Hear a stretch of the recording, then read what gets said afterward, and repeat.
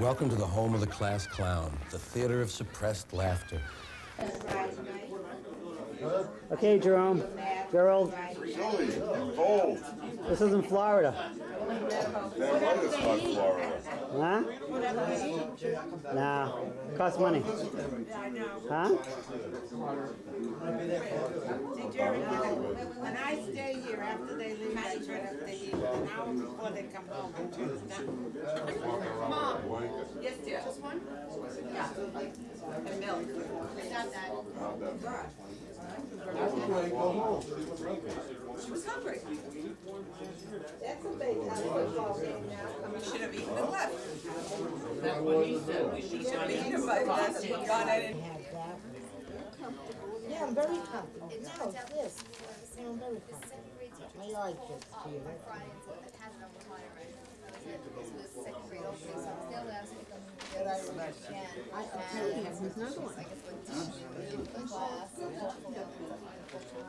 Hi there.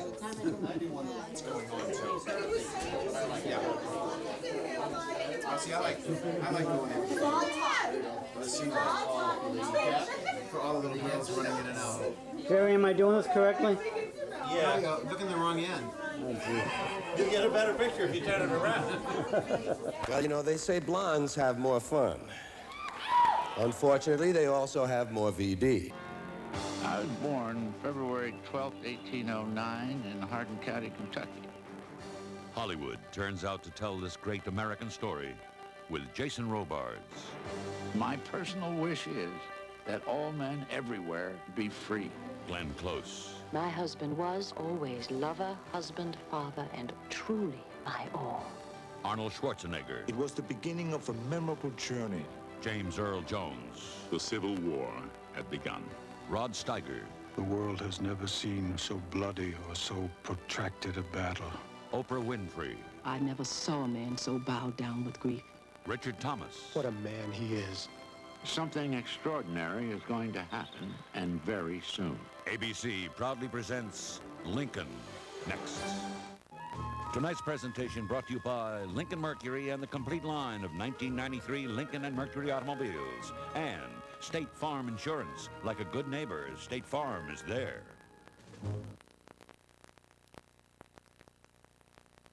What you are about to witness is the great American story. It is told in Abraham Lincoln's own words, and in the words of the people who knew him. The photographs that illuminate these words are authentic images from the 19th century. The events you will see and hear actually happened.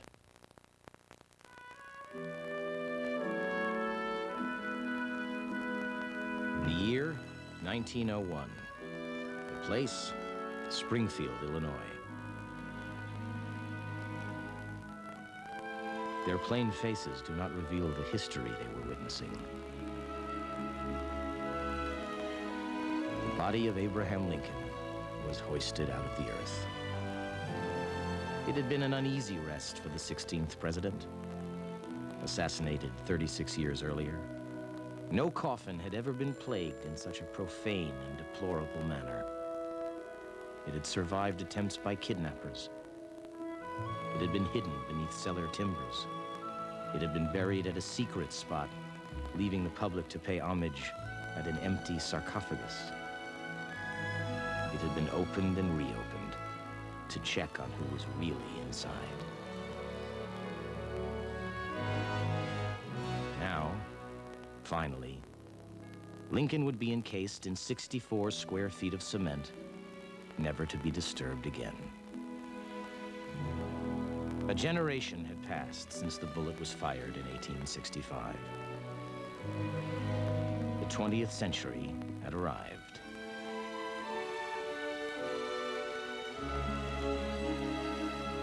Again and again, we pay him tribute.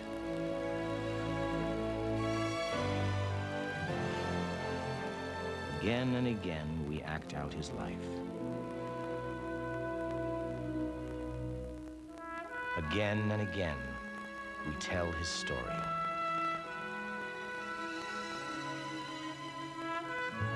It is the great American story. story of the man at the center of this nation's history. The man who stepped forth out of the wilderness. Abraham Lincoln.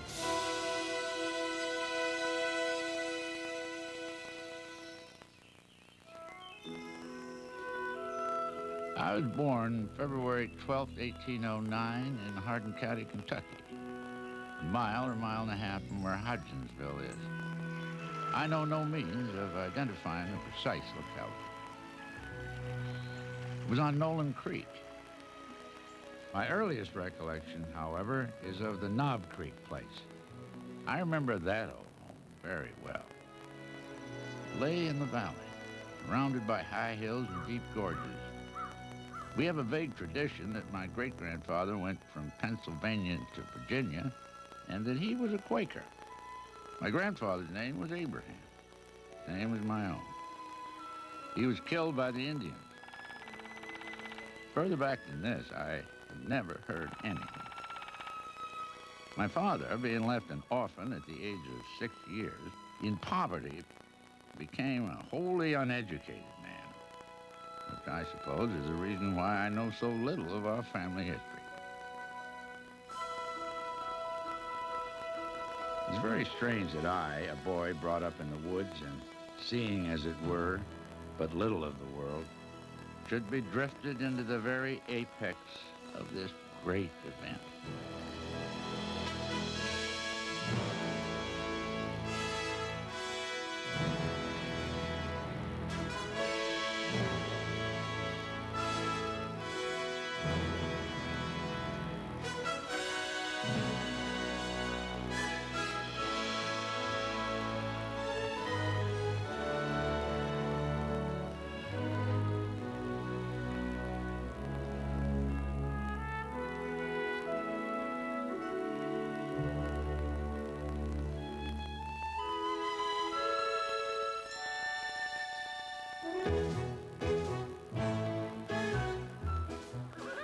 Chicago, 1860.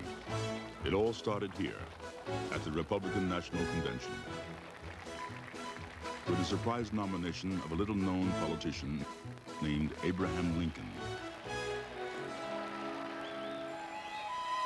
He was a 51-year-old prairie lawyer from Illinois, without any executive experience whatsoever. At issue was slavery. 4 million black people held in bondage in the South. Lincoln pledged to stop it from spreading. On slavery's extension, he said, we must hold firm as with a chain of steel. Never till now has there been a time when the slaveholders have not dictated the choice of a president. The battle is over. The victory won. Hannibal Hamlin is elected vice president and Abraham Lincoln president of the United States. All eyes were focused on Springfield, Illinois, to learn more about Lincoln the Unknown. Springfield and Abraham Lincoln had practically grown up together. A muddy frontier town of 2,000 and an insecure but ambitious young man from the backwoods. It had been easy to spot Lincoln as the rising young wonder 20 years earlier. The townspeople had watched him grow into one of the top attorneys in the West, the leader of his political party, an extraordinary user of words, and not the least, the tallest man around. I am in height 6 feet 4 inches nearly, lean in flesh, weighing on an average 180 pounds. Dark complexion with coarse black hair and gray eyes. No other marks or brands recollected. My wife is as handsome as when she was a girl, and I, a poor nobody then, fell in love with her. I regret the necessity of saying I have no daughters. I have 3 sons, one 17, one 9, and one 7 years of age. Lincoln rarely spoke of a 4th son, Eddie, who had died a decade earlier. His youngest boy was Thomas, who had a head so big Lincoln called him Tadpole, Tad for short. Willie, the middle child, always said one day he'd be a preacher, he was Lincoln's favorite. Lincoln's eldest son, Robert, was strangely aloof, never managing to become close to his famous father. Their mother was the well-educated, clothes-conscious Kentucky aristocrat, Mary Todd. My mother died when I was very young. I was educated by Mademoiselle Montel, a French lady, and I came to Illinois in 1837. My husband placed great reliance on my knowledge of human nature, and I had an ambition to be Mrs. President. His house was a two-story frame building with an outhouse in back and a stable behind it. He kept his own horse, fed and milked his own cow, sawed his own wood. He was both ordinary and extraordinary. To some, a great man in the making. To others, he was woefully unprepared for high office and the mounting crisis that faced him. By February 1861, as Lincoln prepared to leave for Washington in the presidency, 6 states had already seceded, and Southern newspapers called for secession. War talk now spread across the nation. Lynchburg, Virginia. I have heard several persons in this place say that if you ever did take the president's chair, that they would go to Washington City expressly to kill you. Don't you take it. Resign.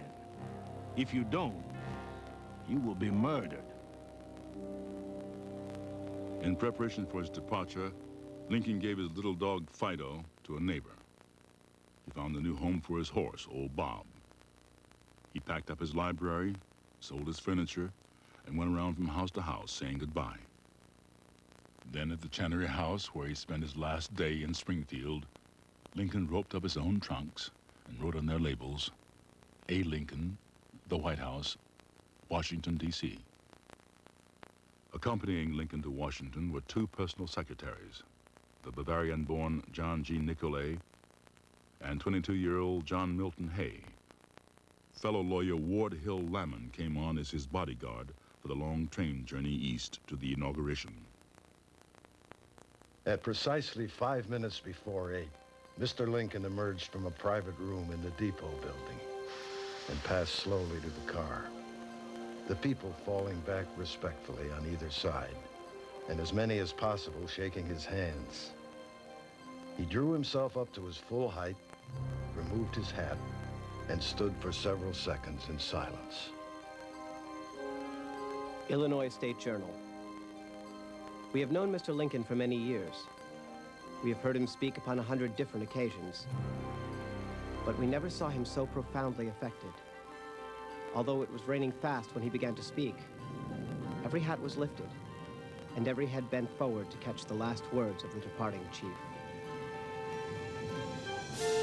My friend, no one not in my situation can appreciate my feeling of sadness at this parting. To this place and the kindness of these people, I owe everything.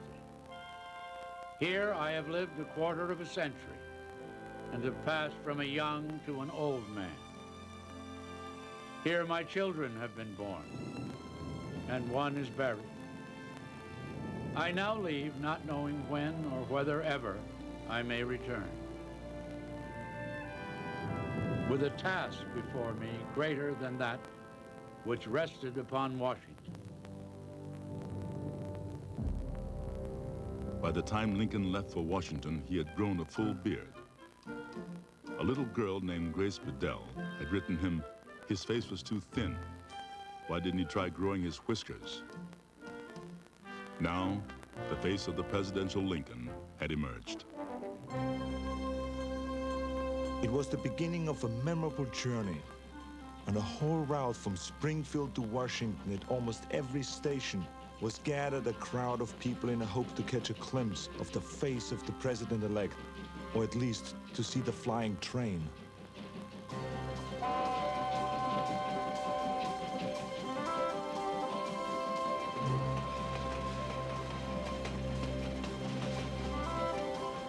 It was supposed to have been his grand entrance, the culmination of a 12-day inaugural journey across America.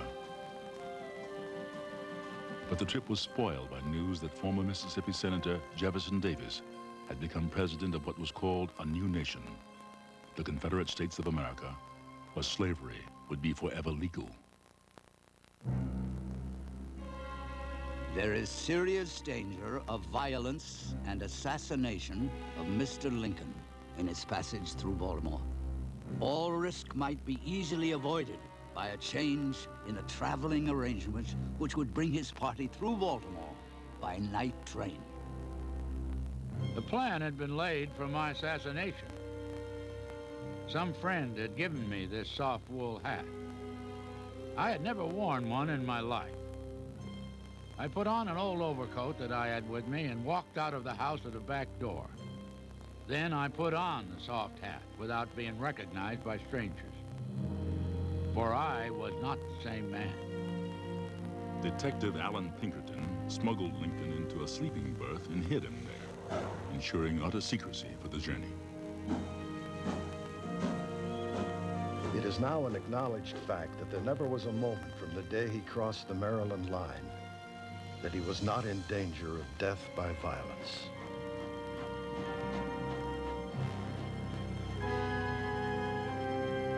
Upstairs in suite number 6 of Willard's Hotel, Lincoln's headquarters for the 2 weeks before inauguration, the president-elect found an anonymous letter waiting on his bedside table.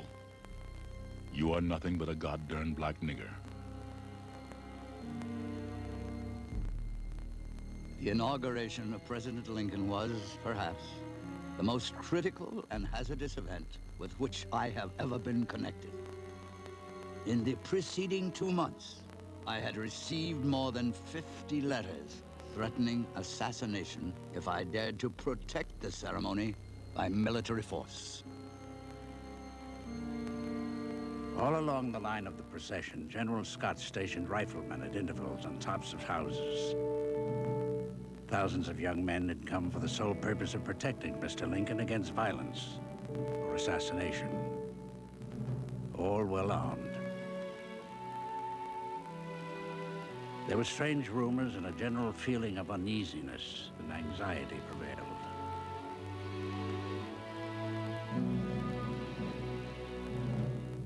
No single speech of Lincoln's had ever received the painstaking attention this one had. Lincoln called it the all-important document, his certificate of moral character. In your hands, my dissatisfied fellow countrymen, and not in mine, is the momentous issue of civil war. You can have no conflict without being yourselves the aggressors. You have no oath registered in heaven to destroy the government, while I shall have the most solemn one to preserve, protect, and defend it. We are not enemies, but friends. We must not be enemies. Though passion may have strained, it must not break our bonds of affection.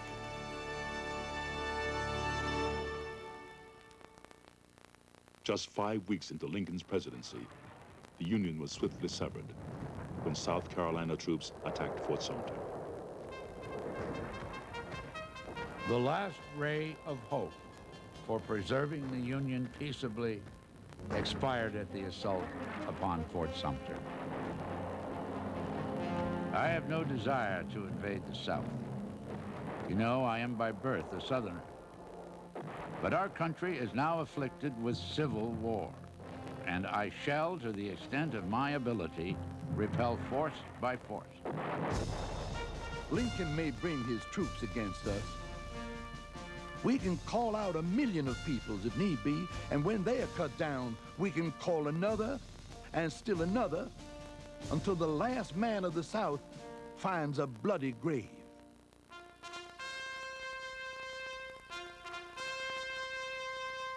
The Civil War had begun.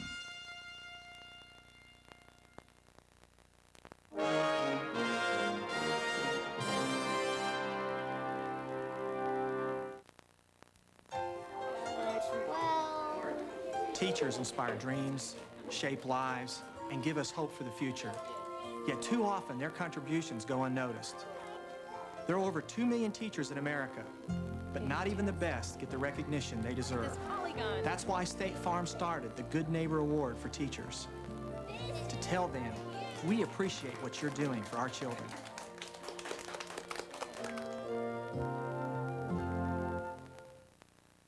It's come to my attention that our competitors at Mercury have a new minivan. Our sources say it's different from any other minivan, including ours. Sliding rear seat, standard anti-lock brakes, drives like a car. Who would want a minivan that drives like a car? Certainly not anyone who works for me. Mercury Villager. If it was just another minivan, it wouldn't be a Mercury. All this and the quality of a Mercury. Every head of hair is different, and each can be its personal best. Introducing new, personalized conditioners from Vidal Sassoon. Ordinary conditioners with all those heavy-feeling oils can coat hair, weigh it down. New Sassoon conditioners with light-feeling emollients disappear into hair.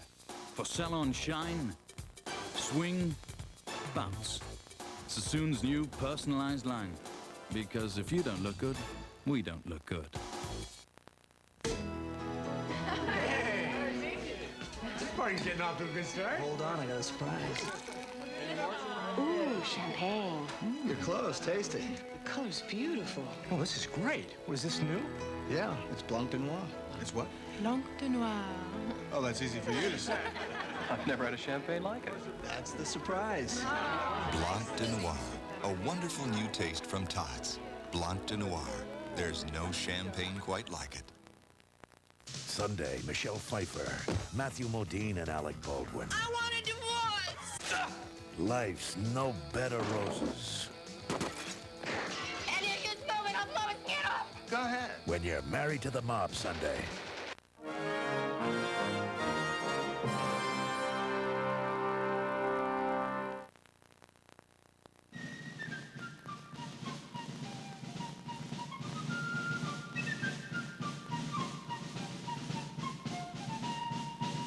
In response to Lincoln's call for 75,000 volunteers, in city after northern city, men rallied to enlist.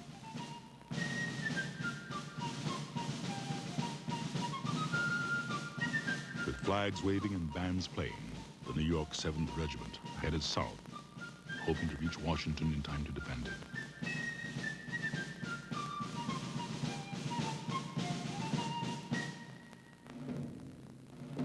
Lincoln's capital lay sorely exposed, defended only by a small number of ill-equipped citizen guards.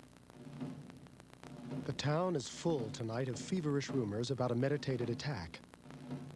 Housekeepers here are beginning to dread famine. Flour has made a sudden spring to $18 a barrel. Everybody seems filled with a vague distrust and recklessness. After walking the floor alone in silent thought, the president stopped and gazed long and wistfully out of the window.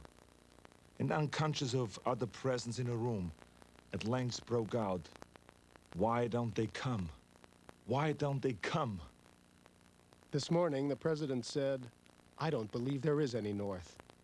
The 7th Regiment is a myth."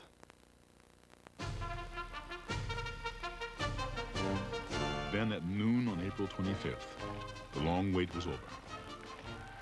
After marching through the night, the 7th Regiment finally arrived in Washington, amidst music and streaming flags and cheers. Washington entered upon its first festive mood in ages. The feeling everywhere was that the war would be over in a matter of months. At his headquarters in the White House, Lincoln was astonished by the sheer volume of work now awaiting him. The president will sit down at his desk day after day before a pile of documents 6 or 8 inches high and go at it like a labor sawing wood. A crowd of visitors began to arrive early in the morning and were put out grumbling by the servants at midnight. Office seekers crowded his vestibule. Senators and congressmen lined up for private interviews. Generals reported the progress of the war. Instead of supporting him in his first difficult months, The 7 men Lincoln had chosen for his cabinet quarreled and undermined each other. Most of them thought the president inadequate, naive and indecisive. There was constant infighting and second-guessing. One friend warned Lincoln, "They'll eat you up." The president is an excellent man, and in the main, wise. But he lacks will and purpose, and I greatly fear he has not the power to command. He joked with everybody on light and grave occasions. Often interrupted a cabinet council to just a half hour with the members before going to work. He told rambling, humorous backwoods stories. You've heard that they call me a rail splitter. Well, one day while I was... Those waiting to see Lincoln in the halls outside his office were often annoyed to hear the president's high-pitched laughter and the slapping of his knee. There is the scar. They say I tell a great many stories. I reckon I do. Just think of such a sucker as me as president. Many wondered if Lincoln was up to the job before him. They asked, who was this strange, rough-hewn man from the backwoods of America?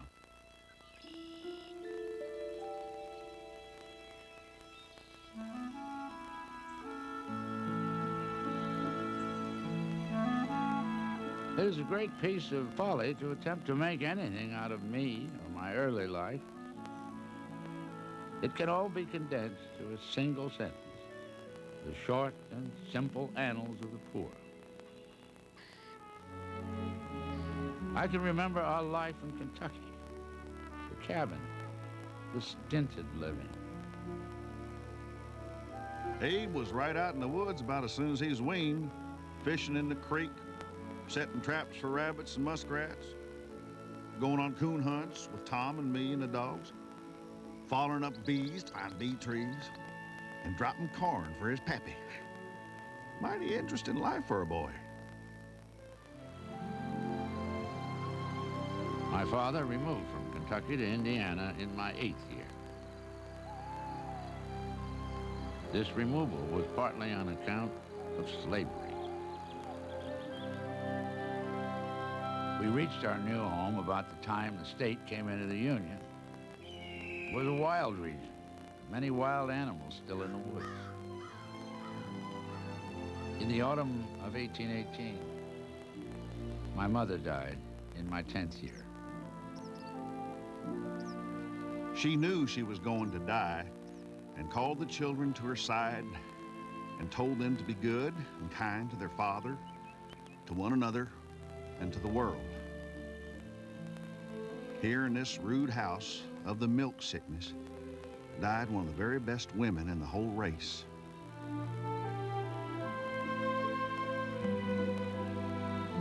A year after Mother died, Father married Mrs. Sally Johnston, a widow with 3 children of her first marriage. She proved a good and kind mother.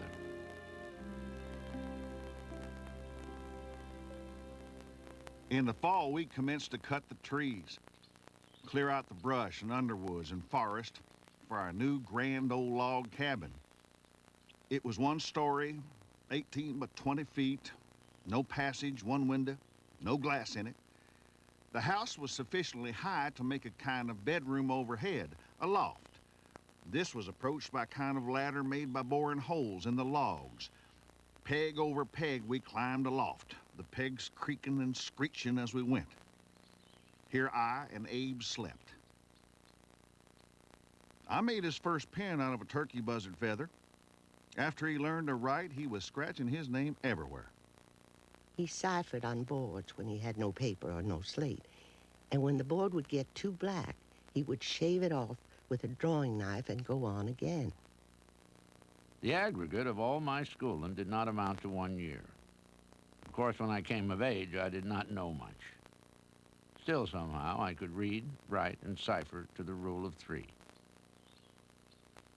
When Abe and I returned to the house from work, he would sit down in a chair, cock his legs up as high as his head, and read. He was a constant and voracious reader. I'm free to say that Abe was a mother's boy. I never could tell whether Abe loved his father very well or not. I don't think he did. I have seen his father knock him down.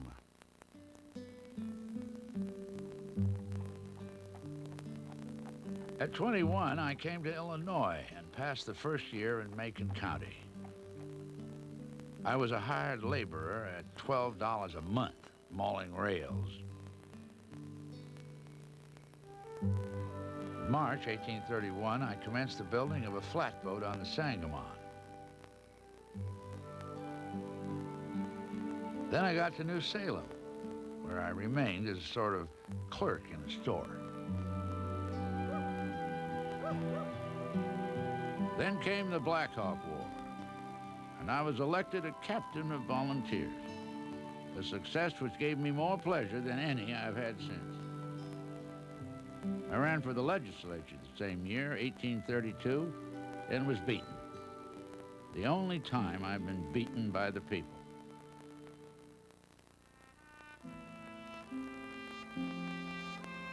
I was now without means and out of business. In May of 1833, Lincoln was appointed postmaster of New Salem. To augment his meager salary, he taught himself the art of surveying and helped record the boundaries and property lines of Sangamon County. Living in this small house, cooking his own meals, the gawky, funny, friendly, yet moody young man campaigned again for the state legislature, and this time won by the highest vote of any candidate. Excited and hopeful, Lincoln now decided to train himself through reading to be something no one in his family had ever dreamed of becoming: a lawyer.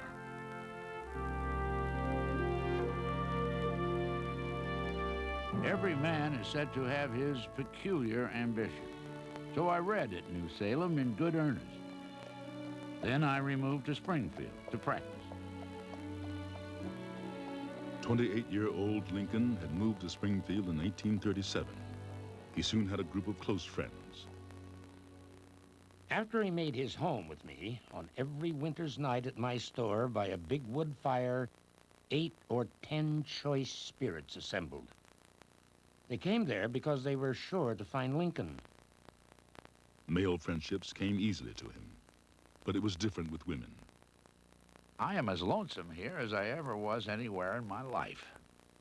I have been spoken to but by one woman since I've been here, and should not have been by her if she could have avoided it.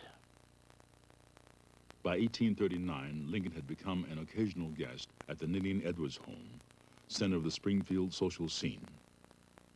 There he met a vivacious visitor from Kentucky, 21-year-old Mary Todd. Despite the objections of Mary's relatives, sometime in the fall of 1840, Lincoln and Mary decided they would marry. But on New Year's Day, 1841, Lincoln lost his nerve. Afraid to take on the responsibility of marriage, he broke the engagement. The 31-year-old lawyer was thrown into a massive depression. Did you know that Mr. Lincoln was as crazy as a loon? Did you know that his special friends had to remove all razors, knives, and pistols from his room that he might not commit suicide? He went crazy, in my opinion, because he doubted his capacity to please and support a wife. In his lunacy, he declared he hated her. His depression would not allow Lincoln to move from his bed, or eat or work. I must regain my confidence in my own ability to keep my resolves when they are made.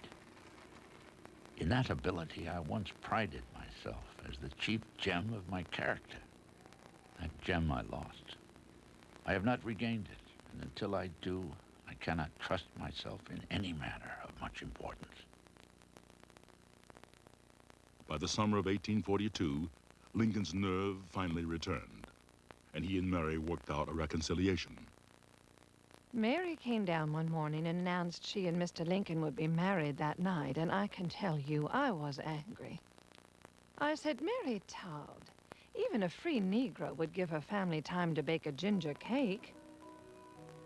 Mary was my ward, and if she was going to be married, it must be from my house.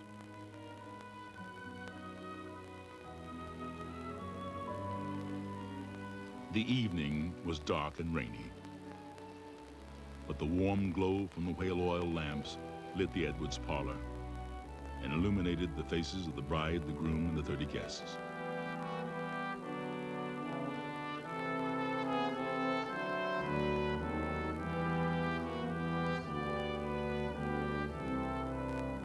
With this ring I thee wed, and with all my worldly goods. Parson Dresser married the couple.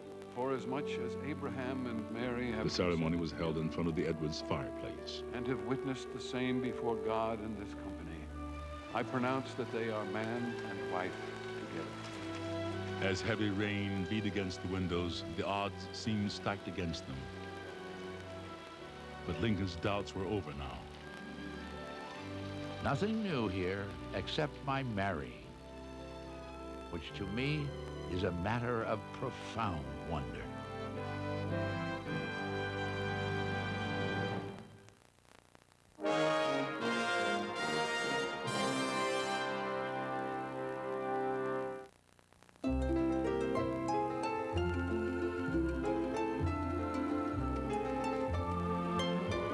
At first, we were going to use a lot of glamorous professional models to advertise our cars. Then we considered the famous basketball player. What's his name with the shoes? We also looked at expensive special effects, catchy jingles, and snappy slogans. Then we had the big idea.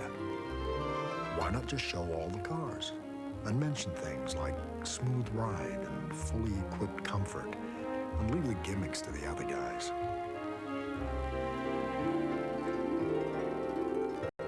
Okay, so we used one glamorous professional model.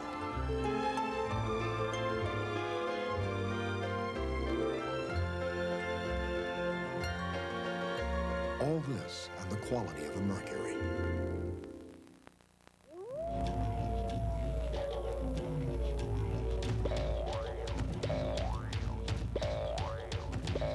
Still going. Nothing outlasts the Energizer battery. It keeps going and going. Wouldn't you give anything for hair that's shiny and healthy? Blow drying gave me split ends. But Pantene Pro V shampoo and treatment conditioner helped change all that. Pro V contains provitamins which go deep into your hair, giving it extra treatment all the way to the tips. And look, it's so healthy, it shines. Pantene Pro V shampoo and treatment conditioner for hair so healthy it shines. And introducing the Pantene Pro V styling line. Oh, great. Just what my stomach needs. Here comes my obnoxious boss. Hi, Daddy. Oh, boy. Better make it Malox, because extra strength Malox Plus neutralizes more acid than Mylanta. So you better make it Malox.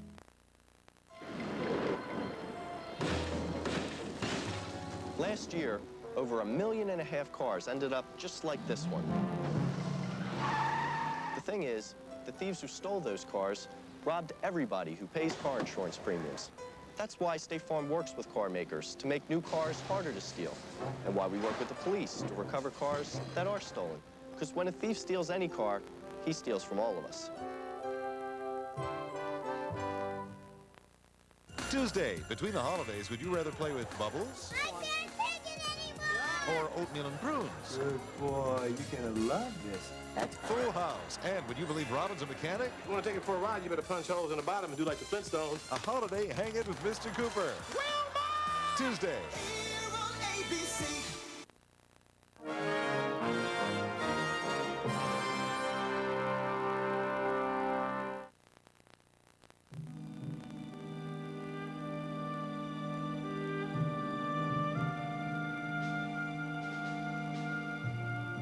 O Almighty God, who art a strong tower of defense unto thy servants against the face of their enemies, deliver us not over as a prey unto them, but continue thy mercies towards us, that all the world may know that thou art our mighty deliverer, through Jesus Christ our Lord.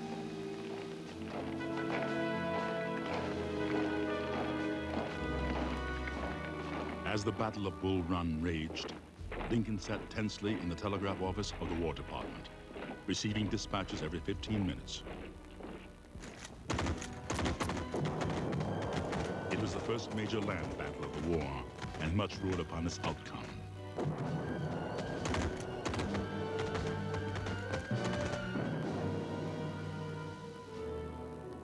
By morning, Lincoln knew that General Irvin McDowell's Union troops had been routed by the better-trained Confederates of General Beauregard. The capture of Washington seems now to be inevitable. While Lincoln, Scott, and the cabinet are disputing who is to blame, the city is unguarded and the enemy at hand. If the rebel forces had known the extent of their success, the capital would easily have fallen into their hands. The result of this battle took the whole country by surprise. It revealed to the president for the first time the prospect of a long and bloody war. It was now deemed necessary to place a younger commander at the head of the army. I have new infirmities, dropsy and vertigo. I must have surgery and medicine, repose of mind and body. It is with deep regret that I withdraw myself in these momentous times from the orders of a president who has treated me with a distinguished kindness and courtesy. The hallmark of Winfield Scott was his loyalty to his president. It would be a different matter with his young successor, George B. McClellan. I am becoming daily more disgusted with this administration, perfectly sick of it. I have one strong point. I do not care one iota for my present position. I wish here to record what I consider a portent of evil to come. The President, Governor Seward, and I went over to McClellan's house. After we had waited an hour, McClellan came in and went upstairs, passing the room where the President and Secretary of State were seated. They waited about half an hour and sent once more a servant to tell the General they were there. And the answer came that the General had gone to bed. I merely record this unparalleled insolence without comment. In the second half of 1861, Lincoln experienced severe problems inside his own administration. There was serious corruption in the War Department under Simon Cameron. There was chaos in the West under the scheming General Fremont. There was mounting criticism, even from Chief Justice Roger Brooke Torney, that the president was encouraging illegal arrests of suspected Southern sympathizers. Lincoln was being called an out-and-out dictator. I am president of one part of this divided country, at least. But look at me. With a fire in my front and rear, having to contend with the jealousies of the military commanders, my position is anything but a bed of roses. I consider myself fortunate if at 11 o'clock I find myself in my room and my tired and weary husband is there to receive me, to chat over the occurrences of the day. Feeling useless and alone, Mary turned for relief to a whirlwind of spending on clothes and jewelry. I must dress in costly materials. The people scrutinize every article that I wear. The very fact of having grown up in the West subjects me to searching observation. To keep up appearances, I must have money. More than Mr. Lincoln can spare for me. Mary's New York shopping sprees became notorious as she squandered money at the splendid emporiums. There was also the one real task that etiquette would allow a president's wife, the refurbishing of the White House.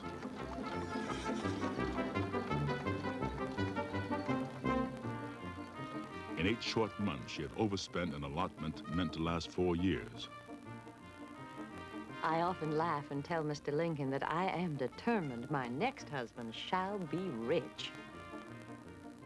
Mr. Lincoln is too honest to make a penny outside of his salary. Consequently, I have no alternative but to run in debt. If he knew the extent, the knowledge would drive him wild. Mary tried to hide the extravagances from the president until it was no longer possible.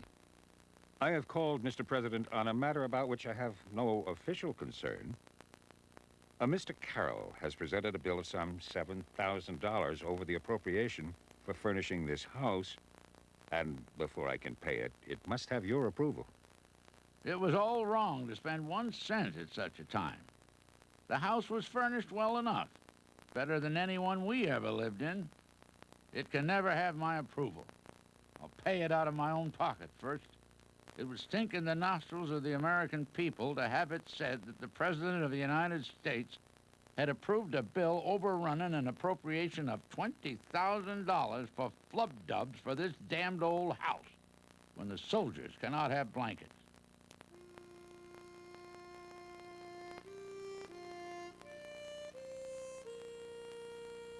The autumn months passed away, but there was no fighting, mainly reviews. The winter months came. General McClellan's Grand Army, being now thoroughly organized and disciplined, went not to fight, but into winter quarters. And the people, ever patient, waited for springtide.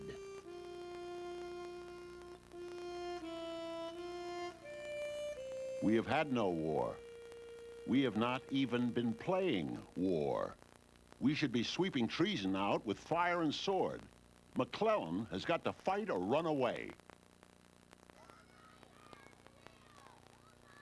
During the first year of the administration, the House was made lively by the games and pranks of Mr. Lincoln's 2 younger children, William and Thomas. Indulged and without discipline, Willie and Tad thought of the White House as their special domain. They used it with abandon. They drove goats through its stately East Room, set up refreshment stands, ordered the servants about, broke the furniture, and in general took full advantage of Lincoln's desire to let them run free. Tad was a merry, warm-blooded, kindly little boy, perfectly lawless. He ran continually in and out of his father's cabinet, interrupting his gravest labors and conversations. Let him run. There's time enough yet for him to learn his letters and get pokey. Willie and his father were intimates, often seen hand in hand. His mother doted on him. When I would go in her room, almost always I found blue-eyed Willie there, reading from an open book or curled up in a chair with pencil and paper in hand. Willie, darling boy, was always the idolized child of the household. So gentle, so meek. We were having so much bliss. Suddenly, in early February, the bliss ended. Willie had come down with a dangerously high fever. He was very sick, and I was summoned to his bedside. Always delicate, he could not resist the strong inroads of disease. The days dragged wearily by, and he grew weaker and more shadow-like. The probable cause of Willie's illness was in the White House water, piped in directly from the sewage-infested Potomac River. Willie had developed typhoid fever, often fatal in the young. It was an age when half of all deaths in the United States were of children. Everyone either experienced losing a child or knew someone who had. In far too many families, photographs of the lost children were among their most intimate possessions.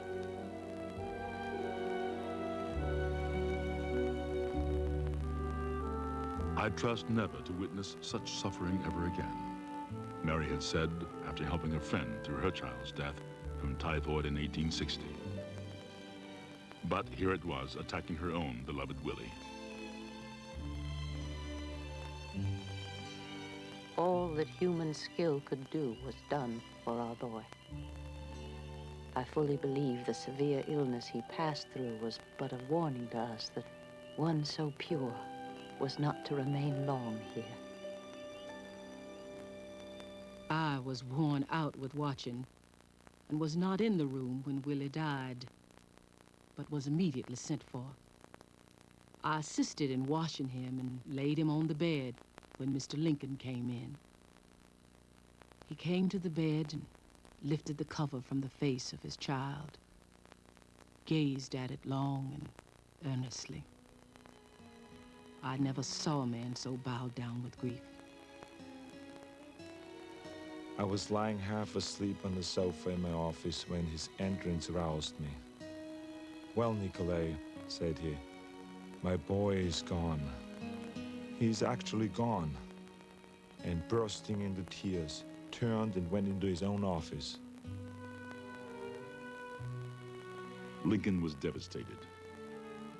Twice he had his son disinterred so he could gaze upon his face. And each Thursday, he shut himself away in the boy's bedroom to mourn. But slowly, Lincoln came to terms with Willie's death. He simply refused, finally, to become trapped in his grief. I believe it is the inalienable right of man to be happy or miserable at his own decision. And I, for one, make the choice of the former.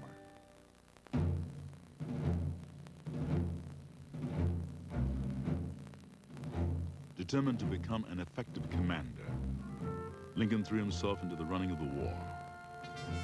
He made daily trips to the military camps surrounding Washington, meeting the soldiers, sharing the general's counsels. Lincoln vigorously backed the building of a fleet of heavily armed warships called ironclads. Low in the water, carrying a revolving gun, the Monitor was Lincoln's surprise weapon. Lincoln decided in May to actually take to the field as commander-in-chief. He spent a week directing an attack on Norfolk, Virginia. When General George McClellan continued to procrastinate, Lincoln had finally heard enough. General McClellan, either attack Richmond or give up the job. He was now finally in full charge of the war. Even Lincoln's iron-willed Secretary of War, Edwin Stanton, soon found he was no match for the president. Mr. President, your order cannot be executed. Mr. Secretary, I reckon you'll have to execute the order. Mr. President, I cannot do it. The order is an improper one, and I cannot execute it. Mr. Secretary, it will have to be done. When we first went to Washington, many persons thought that Mr. Lincoln was weak. But he rose grandly with the circumstances, and men soon learned that he was above them all. I shall not leave any card unplayed. I expect to maintain this contest until successful, till I die, or am conquered, or my term expires, or Congress or the country forsakes me.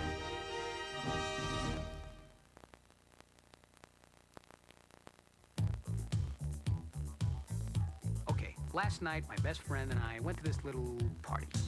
We were looking good.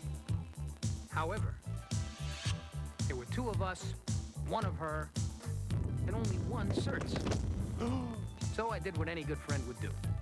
I got the fresh, clean breath. Hey. Hey. And I let him have all the onion dip. Want fresh, clean breath? Get the only mint with Retsin. And be certain with certs. Car accidents can happen anytime, and they happen that fast. Trouble is, if you drive after drinking, you can't react that fast. I've handled enough claims to know that designated drivers save lives. They drive and don't drink. Accidents happen, but drinking and driving, that's an accident waiting to happen. Be a good neighbor. Be a designated driver. How many times have you depended on NyQuil to get you through all those colds, all those nights? Now the makers of NyQuil present the most complete non-drowsy cold medicine you can get. Introducing DayQuil Liquid Caps, the amazing liquid-filled capsules that have concentrated medicine to relieve your coughing, chest congestion, stuffy head, and fever with nothing to make you drowsy. Introducing Vicks DayQuil Liquid Caps. Non-drowsy relief beyond belief. I'm amazed.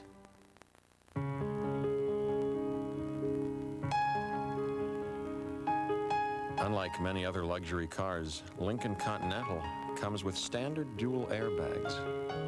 So while some say the older you get, the smarter you get, we prefer to say the smarter you get, the older you get. Lincoln Continental, what a luxury car should be. They risk being caught, captured, killed in a war you never hear about. Peter Jennings joins daring drug agents on undercover missions in the jungles. If you think America's winning, think again. The Cocaine War, Lost in Bolivia, Monday. Lincoln will continue in a moment. He's back. The NFC West champion Niners have announced the return to action of Joe Montana. They'll meet Detroit live on the Monday Night Football season finale. Us. Them. Us. Us again. Them. What you're left with after 2 years of Hyundai service. After 2 years of their service. What we'd like to extend to you. Plus, we're extending this to first-time buyers. What they'd like to extend to you. Right now, Hyundai's got rebates and first-time buyer cash assistance. So come see us. You're a Hyundai dealer, where cars make sense. Okay, the holidays are over, and you can really treat yourself at McDonald's. Come on in and pick up the hilarious Dirty Rotten Scoundrels, or the kids' favorite, Babes in Toyland. Each video at the unbelievably low price of just $5.99 when you buy any large sandwich. Just $5.99 each. So don't just sit there. Get up and get going to McDonald's for Dirty Rotten Scoundrels and Babes in Toyland. Don't let this movie deal pass you by. What you want is what you get. At McDonald's today. Now from Channel 5, the latest news around the clock.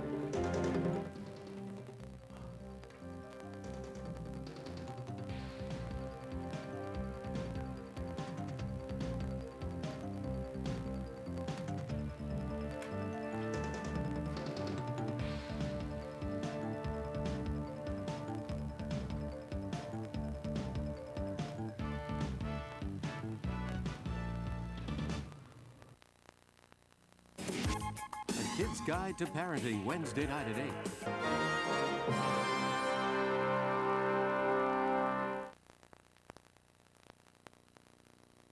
Our new government rests upon the great truth that the Negro is not equal to the white man. That slavery is his natural and normal condition. Our government is the first in the history of the world to be based upon this great moral truth.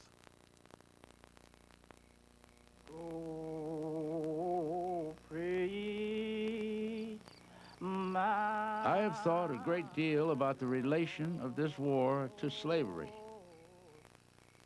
When the war came, 1/8 of the whole population were colored slaves, not distributed generally over the Union, but localized in the southern part of it. All knew that this was, somehow, the cause of the war.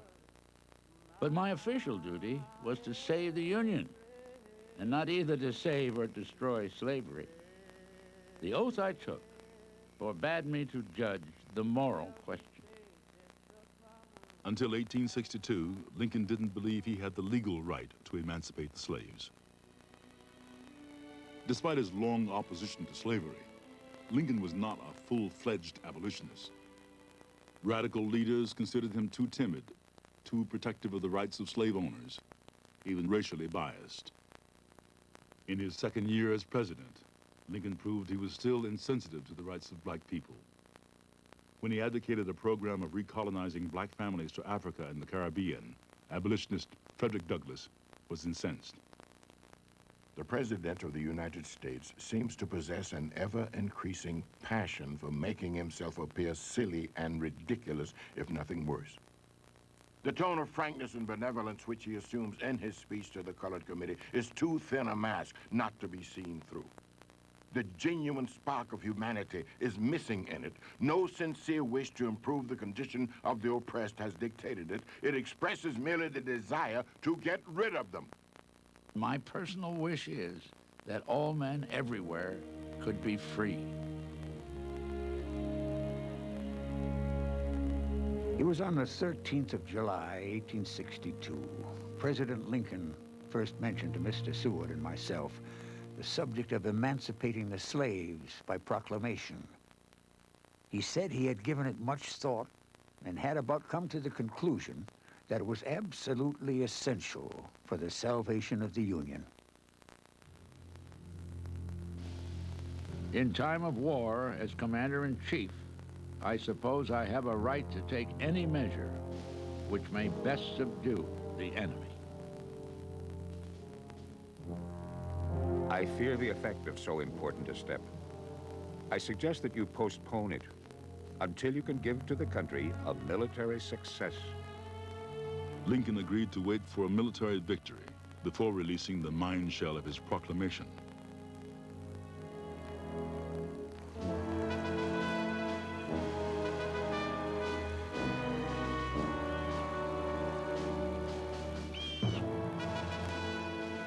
The Battle of Antietam was fought on September 17th. For Northern soldiers, it was the most terrifying challenge of the war. The first major confrontation on Union soil. The war's cruelty reached new heights for both North and South. Cavalry and artillery power were used at unprecedented levels. The news came, I think, on Wednesday that the advantage was on our side. I determined to wait no longer. I was then staying at my residence at the Soldiers' Home.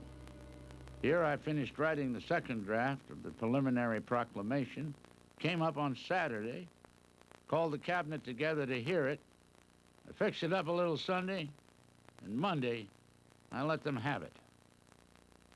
Gentlemen, on the first day of January in the year of our Lord, 1863, all persons held as slaves within any state or portion of state in rebellion against the United States shall then, thenceforth, and forever be free.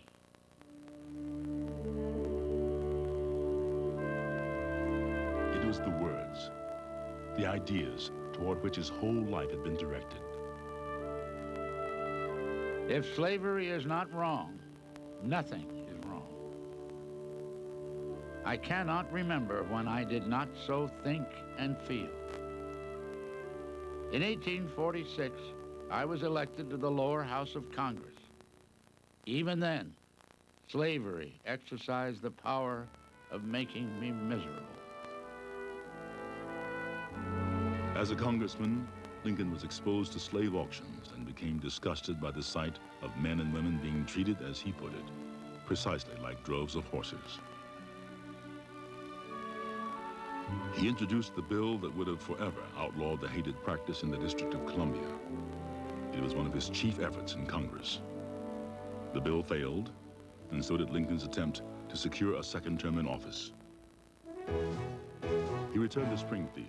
For the next half-dozen years, as his law practice grew and thrived, he saddled up old Bob, then launched himself into the life of a circuit lawyer, spending months of each year away from home, traveling the prairies to practice law in local courthouses. When Lincoln was home in Springfield, his headquarters was across the street from the courthouse. It was a second-story rented room that looked out over a back alley. Here, Lincoln and his partner, William Herndon, worked on nearly a third of all cases in the Sangamon County Court. From 1849 to 1854, I practiced law more assiduously than ever before. I was losing interest in politics when the repeal of the Missouri Compromise aroused me again. Now settlers in the West would be allowed for the first time to either establish or exclude slavery as they saw fit. It is wrong in its direct effect, letting slavery into Kansas and Nebraska. Wrong in principle, allowing it to spread to every other part of the wide world where men can be found inclined to take it. I hate it because of the monstrous injustice of slavery itself.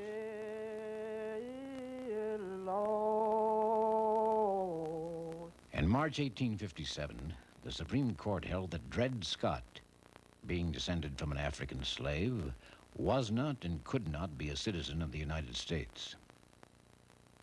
There was needed but one step further, namely, for the court to say that every state would thus become a slave state. Lincoln threw himself body and soul into the great issue. Over the next 3 years, as he rose steadily in Illinois politics, he became known as the most reasonable and passionate opponent of the extension of slavery.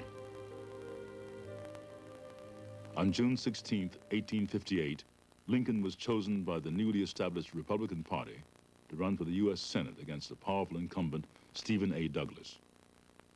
I shall have my hands full. He is a strong man of the party, full of wit, facts, dates, and the best stump speaker in the West.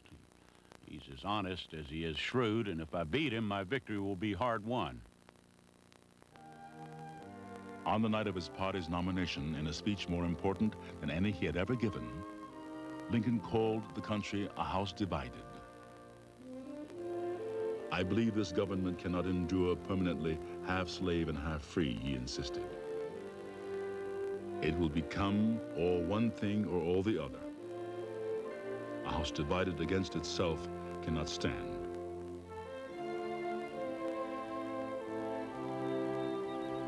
In the summer and fall of 1858, Lincoln and Douglas met in an extraordinary series of debates aimed at clarifying their positions for the public.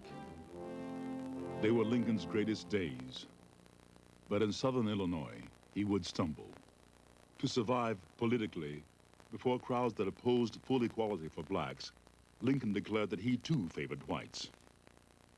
I agree with Judge Douglas that the Negro is not my equal in many respects, certainly not in color. Perhaps not in intellectual and moral endowments. I have no purpose to introduce political and social equality between the races. Lincoln's prejudice in favor of whites was overshadowed by a much more deeply held belief that black people were human beings who had a God-given and very American right to freedom. The Lincoln-Douglas debates showed Lincoln as an uncompromising opponent of slavery. Drawing crowds of 10, 15, 20,000 and more, it was oratory, politics, and outdoor entertainment rolled into one. One New York reporter exclaimed, "The prairies are on fire." I hold that the signers of the Declaration of Independence had no reference to niggers at all when they declared all men to be created equal.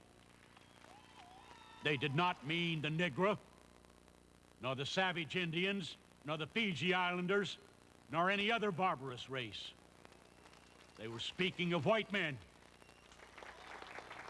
Our fathers left slavery in the course of ultimate extinction. Judge Douglas and his friends wish it to become national and perpetual. He is blowing out the moral lights around us.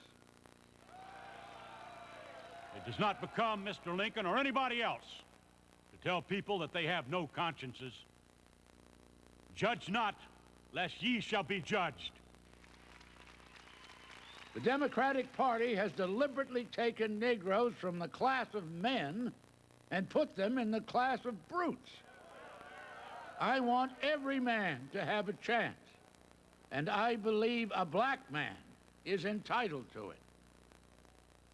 I am told a rich black Negro is now traveling this part of the state, making speeches for his friend Lincoln as the champion of the black man.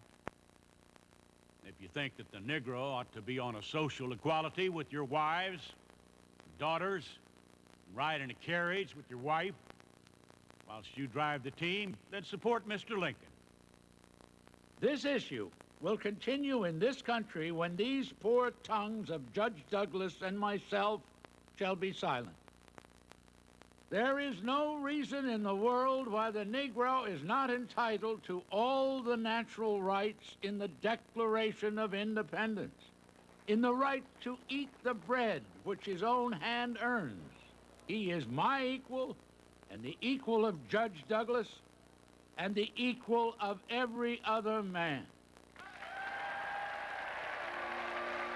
The debates and the national stature they afforded him would help catapult Lincoln into the presidency and give him the opportunity to do what no other president had ever dared consider: legislate slavery off the face of America.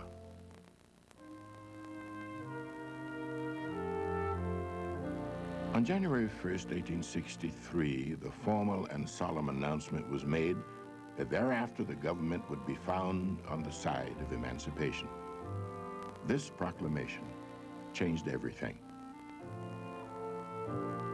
The Emancipation Proclamation had been duly prepared for the president's signature. As it lay unrolled before him, Mr. Lincoln took this pen, dipped it in ink, held it a moment, and then dropped the pen. I've been shaking hands since 9 o'clock this morning, and my right arm is almost paralyzed. If my name ever goes into history, it will be for this act, and my whole soul is in it. If my hand trembled when I signed the proclamation, all who examine the document hereafter will say, he hesitated.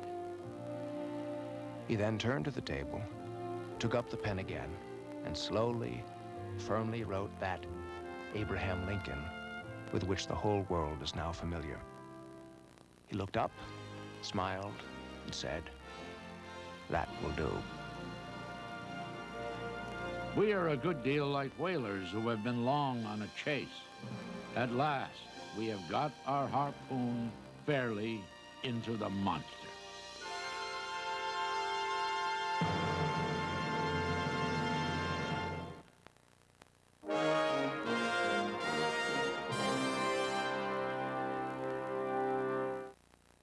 I think I'm the only man in the world being named after a bar, Harris Bar in Venice.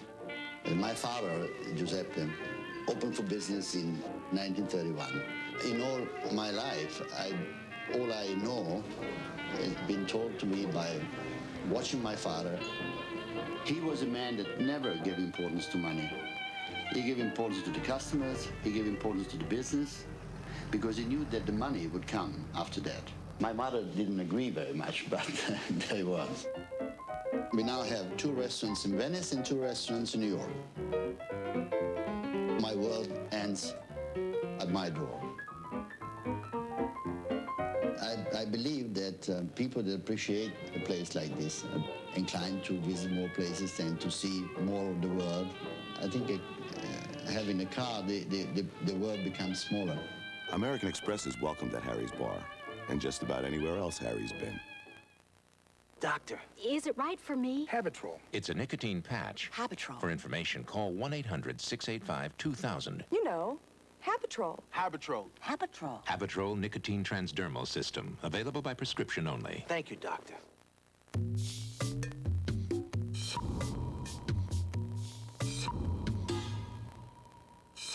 Compare the new 32-valve, 280 horsepower Lincoln Mark 8 to everything else.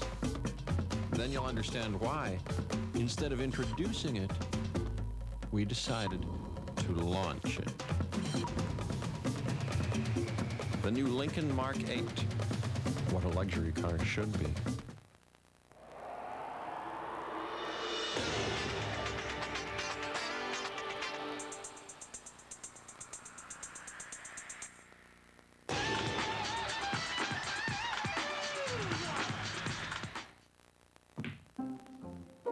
The Rothmans' brand new family room is there because a State Farm agent was there with a family insurance checkup. You see, State Farm agents keep in touch to help keep your car, your home, and your life insurance up to date. Just a month after we added more coverage on the Rothmans' home and its contents, it was devastated by a fire. But thanks to our checkup, the coverage was there, and for the Rothmans, it made all the difference.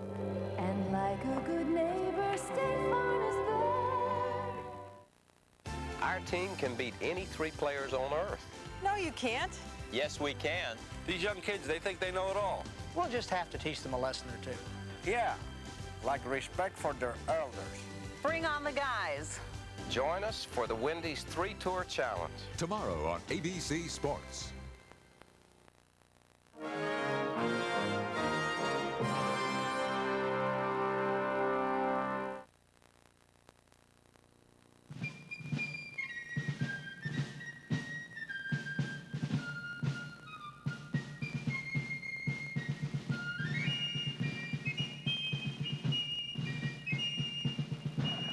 On the first day of October, just 2 weeks after the Battle of Antietam, The president, with some others, including myself, started from Washington to visit the Army, reaching Harper's Ferry at noon of that day.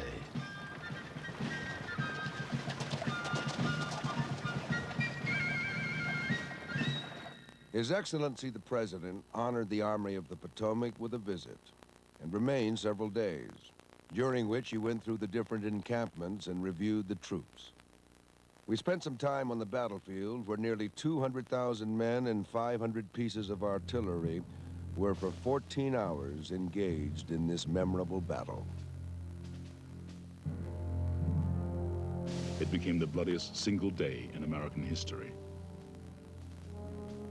Thousands of men had either been killed instantly or wounded so severely they were left on the fields to die. Those who could be saved were moved to field hospitals. Here they fought for their lives.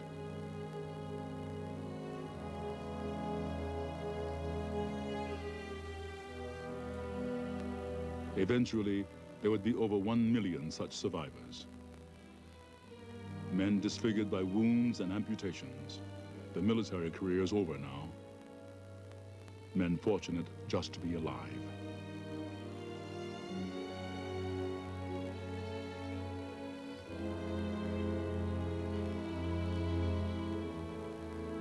Passing through one of the hospitals devoted to Confederate sick and wounded, President Lincoln's attention was drawn to a young Georgian stretched upon a humble cot. He was pale, emaciated, and anxious, vibrating, as it were, between life and death. "Would you," said Mr. Lincoln, "shake hands with me if I were to tell you who I am?" "There should," remarked the young Southerner, "be no enemies in this place." Then said the distinguished visitor, "I am Abraham Lincoln, President of the United States." The wounded Confederate's eyes melted into tears. President Lincoln bent over him, motionless. His eyes, too, were overflowing.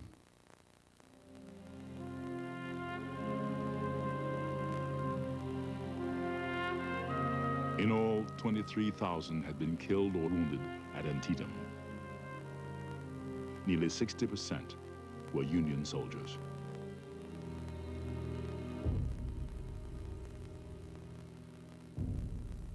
The hailstorm of blood and death had been too much for General McClellan. Angry and frustrated by McClellan's refusal to pursue the enemy, Lincoln sputtered that the Army of the Potomac should be renamed McClellan's bodyguard. McClellan is constitutionally too slow. The president's patience is at last completely exhausted with his inaction and never-ending excuses. October 6th, to McClellan. The president directs that you cross the Potomac and give battle to the enemy or drive him south. Your army must move now while the roads are good. October 24th, to McClellan. I've just read your dispatch about sore-tongued and fatigued horses. Will you pardon me for asking what the horses of your army have done since the Battle of Antietam that fatigues anything?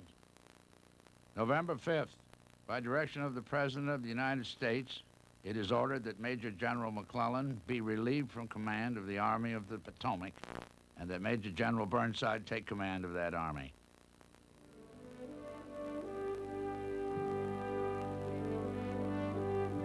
A group of Indians called today upon their great father. The tycoon amused them immensely by airing the 2 or 3 Indian words he knew. I was amused by his awkward efforts to make himself understood by speaking bad English. For example, "Where live now? When go back, Iowa?"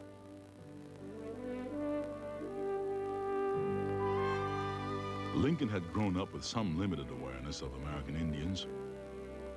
But as president, he paid little attention to Indian affairs until the second half of 1862. All eyes suddenly focused on Minnesota. Here in the land of 10,000 lakes, whose morning mists had for centuries enshrouded the Sioux in their forests of teepees, white settlers continued to pour in and occupy ancestral hunting grounds. Finally, a major confrontation erupted. In the month of August, the Sioux Indians in Minnesota attacked the settlements in their vicinity with extreme ferocity, killing indiscriminately men, women, and children. How this outbreak was induced is not definitely known, and suspicions, which may be unjust, need not be stated. It was the bloodiest Indian uprising in U.S. history. General John Pope, assigned to the area, declared in response, "It is my purpose utterly to exterminate the Sioux." Receiving word of an upcoming mass execution of more than 300 Indians, Lincoln intervened personally. I immediately telegraphed to have transcripts of the records in all the cases forwarded to me. Anxious not to act with so much clemency as to encourage another outbreak on the one hand, nor with so much severity as to be real cruelty on the other, I caused a careful examination of the records of trials to be made. I then ordered 39 to be executed. Lincoln wrote in his own hand the names of the 39 condemned Indians, spelling them out phonetically so that no mistake could possibly take place. With the white population crying out for vengeance and vigilante squads pledging themselves to execute all Indians, Lincoln's moderating wishes were carried out on the day after Christmas. Mr. President, I have the honor to inform you that the Indians and half-breeds ordered by you for execution were hung yesterday at Mankato at 10 a.m. Everything went off quietly, and the other prisoners are well secured. It was the largest mass execution in U.S. history. It occurred in the wake of a huge Union defeat, Burnside's disaster at Fredericksburg. With almost 13,000 new casualties, Fredericksburg became a new low point in what many were now calling Lincoln's War.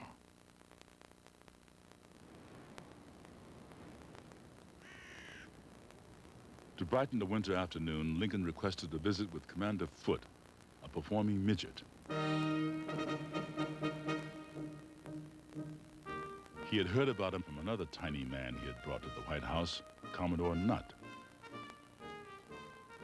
Both were employees of America's greatest showman, the irrepressible Phineas Taylor Bonham. His American Museum lay across the street from the Astor House in New York. On their stay there in 1861, Mary Lincoln hadn't been able to resist taking the boys over to see Bonham's wonders.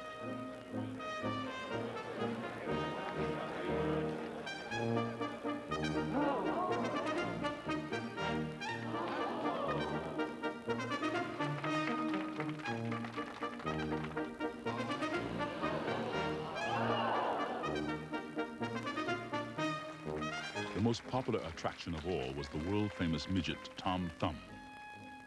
His highly publicized New York wedding was the social event of the year. On February 13th, Thumb had come to a special White House reception with his bride, Lavinia Bumpus Stratton. The president thought she looked remarkably like Mary Lincoln. The pygmy general wore his elegant wedding suit and his wife her wedding dress. It was pleasant to see their tall host bend and bend to take their little hands in his great palm, holding Madam's with a special chariness, as though it were a robin's egg and he were fearful of breaking it. His sense of the ridiculous was so keen that it bore him up from difficulties that would have broken down almost any other man.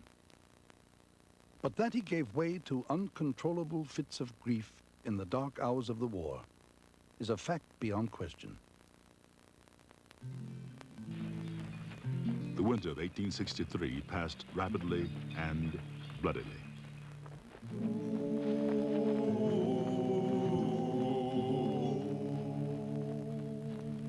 At night we sleep on the cold, cold ground, where there's no lodging to be found. Sometimes it rains, sometimes it snows. The icy wind around us blows. Lincoln continued his search for the right commander for the Army of the Potomac. A month after the disaster at Fredericksburg. Ambrose Burnside was turned out of the job. Now Lincoln appointed a rough, ambitious, hard-drinking soldier known as Fighting Joe Hooker. Major General Hooker, I have placed you at the head of the Army of the Potomac. Beware of rashness, but with energy and sleepless vigilance, go forward and give us victories. But instead of victories, Hooker brought more defeat. In early May, boasting that his soldiers would destroy what he called the Confederate ragamuffins, Hooker led his men into one of the worst bloodlettings of the entire war, the Battle of Chancellorsville. About 3 o'clock in the afternoon, the door opened and Lincoln came into the room. He held a telegram in his hand and in a voice trembling with emotion said, "Read it. News from the Army. The result of the fighting at Chancellorsville." Clasping his hands behind his back, he walked up and down the room saying, my God, what will the country say? What will the country say?"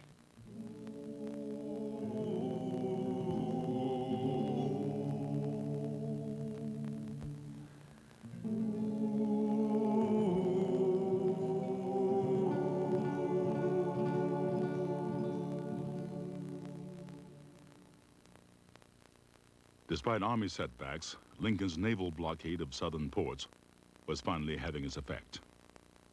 The Confederacy was beginning to run out of food and supplies. The tables were now beginning to turn. Our numbers were less than the federal forces, and our resources were limited, while theirs were not. The dark clouds of the future then began to lower above us. Late in June, Lee decided to gamble all on a second invasion of the North. At the White House, Lincoln pushed pins into a wall map as he charted every move. Major General Hooker, if the head of Lee's army is at Martinsburg and the tail of it on the plank road between Fredericksburg and Chancellorsville, the animal must be very slim somewhere. Could you not break him? When Hooker failed to pursue Lee, Lincoln was through with him. Hooker's command had lasted just 4 months. He was replaced by General George Gordon Meade. No one ever received a more important command, wired General Halleck, speaking for Lincoln. The words bore little comfort as Lee's armies began to come down from the mountains and converge on a sleepy little Pennsylvania town called Gettysburg.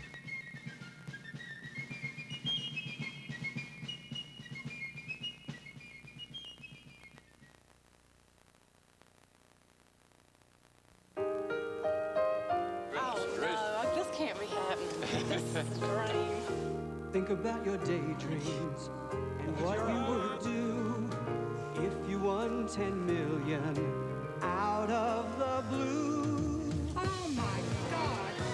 Miracles can happen for you. Publishers Clearinghouse, the house where dreams come true. Who wants Trident? I do. I do. I do. Want a whole new reason to chew it? I do. I do. I do. Well, the news is Trident actually helps fight cavities when you chew it after meals. Who knew? So when you can't brush, chew. I do. I do. I definitely do. Good for your teeth, great taste too. Trident. When you can't brush, chew. I do. Introducing Capio, iced cappuccino from Maxwell House. The rich, smooth taste of cappuccino, only cooler. Capio. The thrill is the chill. I've been dating another man. It's your brother. Better make it Malox. Malox Plus tablets relieve indigestion, heartburn, and gas. Tums can't do all that. Oh, here. I know my brother better than you. Better make it Malox. What if you could choose any car in the world, and price was no object? Your heart's desire, just for the asking.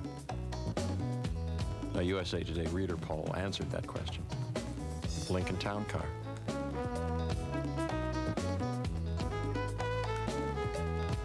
The Ferrari came in second.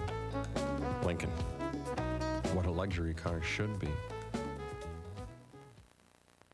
Okay, honey, it's 4 words. Four First words? word. Oh, what first? Okay, Earwood. it's earwax. Earwaves. It's Oh, it sounds like. sounds like wood. Should, Uh-huh. could, good, Good cup good of coffee. Good coffee. Good The cock-a-doodle-doo. rooster in the It's barnyard. eggs, it's, the good sun, morning. it's- Good oh, morning. oh, yeah, Good morning. good flag. Good morning, America. Oh, good morning, America. Sun Is that plus right? day.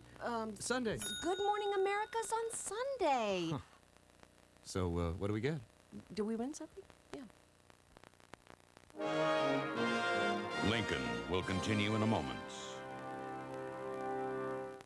Tuesday, it's True Confessions. You spend the whole night in your room. I'm not stupid. You think I'd do it with you 20 feet away? You can do it real quiet without us knowing about it. Really? You can't. Roseanne. Then, Jackie does Arsenio. Catch show last night? We had a little tiny problem with the show. We hated it. Not enough me, huh? Jackie Thomas after Roseanne. Okay, the holidays are over, and you can really treat yourself at McDonald's. Come on in and pick up the hilarious Dirty Rotten Scoundrels, or the kids' favorite, Babes in Toyland. Each video at the unbelievably low price of just $5.99 when you buy any large sandwich. Just $5.99 each. So don't just sit there. Get up and get going to McDonald's for Dirty Rotten Scoundrels and Babes in Toyland. Don't let this movie deal pass you by. What you want is what you get. At McDonald's today. As you know, we spent much of '92 looking for a decent announcer. Go get an accord, you bozo! We looked far and wide. Honda Sleet, most reliable, nice and resale value. We left no stone unturned. Oh, you got me! And although we couldn't give you a decent announcer in '92, we can give you until April '93 to make your first payment on any new Honda. No payment till April at your New England Honda dealers. The world's finest cars, the world's worst announcers. They loved us in Atlantic City. A happy and healthy Kwanzaa from all of us at Channel 5.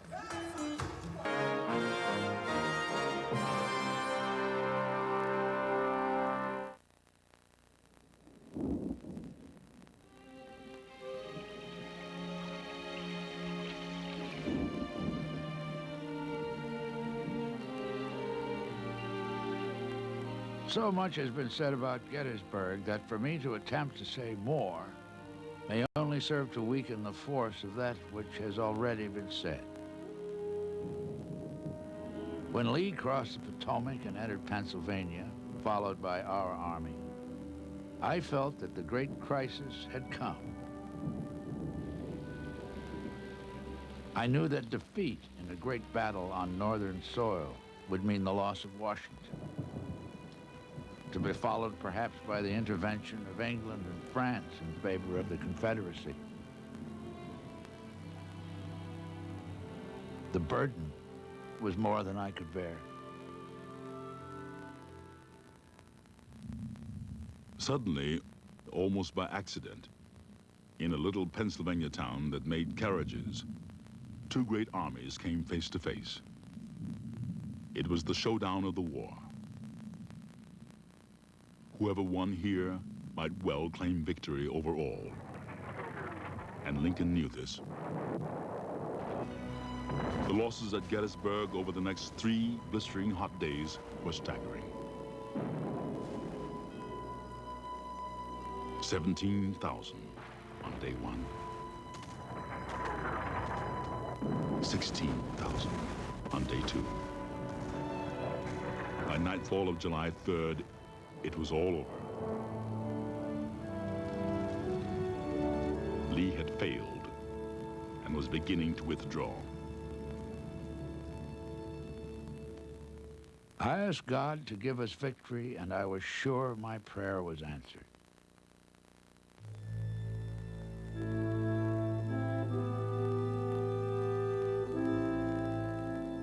At Gettysburg, once quiet farmland had become a huge emergency field hospital. Long tables had been set up in the woods for amputations. Embalmers set up shop in makeshift tents and barn buildings, as they did beside so many battlefields in this war.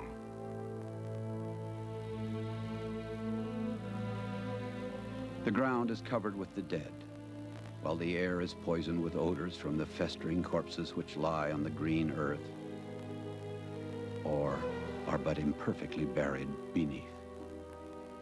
The imagination revolts, but it is one of the inevitable parts of this horrid war. Now, out of a profound need to bring sense and order and reverence for life to this unspeakable chaos and horror, the idea was born for a special military cemetery right here on this fighting ground. Lincoln's attention, however, remained riveted on Lee's retreat.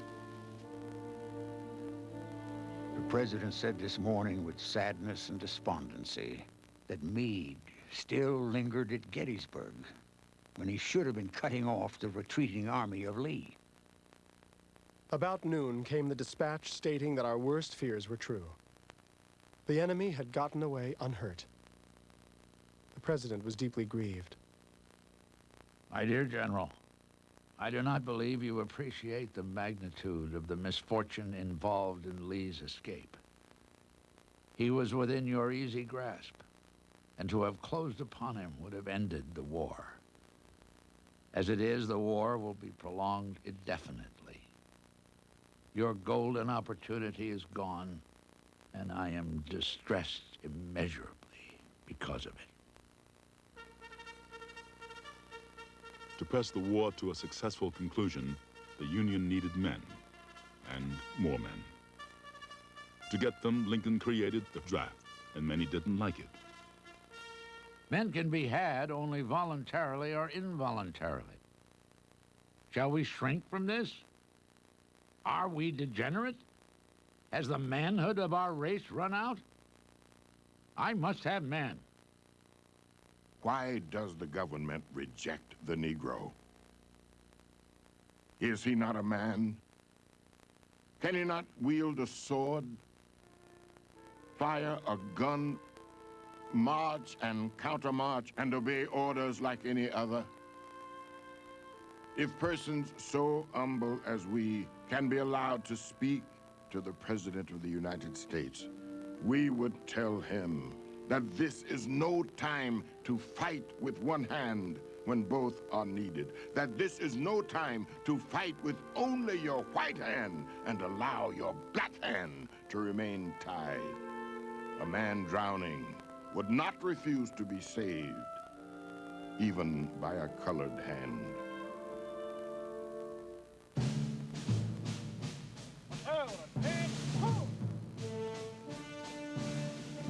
Active recruiting of blacks had begun in the spring, at Lincoln's request. The bare sight of 50,000 armed and drilled black soldiers, Lincoln declared, would end the rebellion at once. In spite of the fact that Lincoln was slow to agree to equal pay, by summer, black soldiers were becoming heroes on the battlefield. Frederick Douglass' son, Lewis, was part of the attack on Confederate Fort Wagner, South Carolina, by the colored Massachusetts 54th Regiment. We charged that terrible battery on Morris Island known as Fort Wagner and were repulsed with the loss of many killed and wounded. It was terrible, but not a man flinched. I wish we had 100,000 colored troops. Then we could put an end to this war. Before the war's end, there'd be more black soldiers in the Union Army than all the soldiers fighting for the Confederacy. Lincoln himself was changed by these brave new troops. From this point on, any lingering doubt he might have had about the black man's place in America was swept away. During the summer and fall, some of Washington's finest photographers, including the master himself, Matthew Brady, strayed from their galleries to photograph the battlefields of previously unknown Gettysburg. Battle-scarred homes, makeshift field hospitals, streets or hills or plots of woods where battles raged. Fallen boys still lying there, now enshrined in the collodion of a photographic plate, to be forever remembered.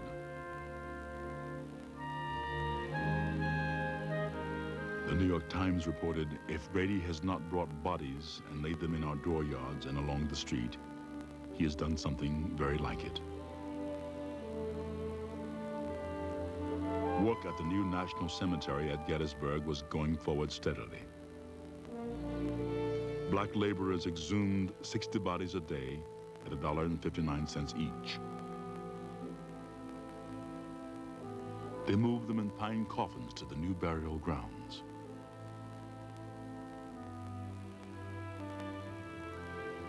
The proposition to ask Mr. Lincoln to speak at the Gettysburg ceremonies was an afterthought.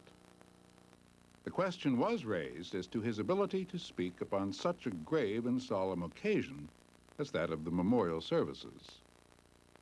The invitation for chief speaker at Gettysburg went not to Lincoln, but to the grand old New England orator, educator, and statesman, Edward Everett. It is the desire that after Mr. Everett's oration, you, as chief executive of the nation, formally set apart these grounds to their sacred use by a few appropriate remarks. These few appropriate remarks Lincoln now commenced to formulate and ponder.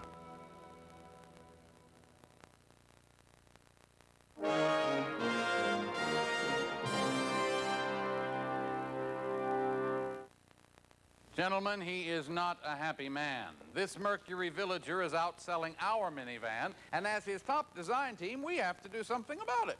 He wants a minivan with a sliding rear seat and standard anti-lock brakes. He wants a minivan that is fully equipped, comfortable, and drives like a Mercury. Why doesn't he just get a Villager?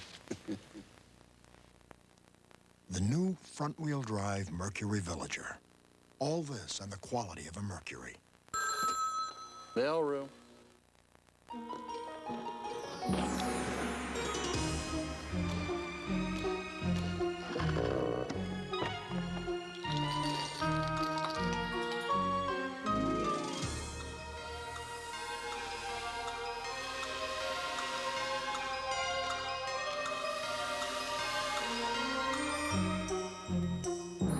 Take a tip from Santa and give the Dirt Devil hand vac.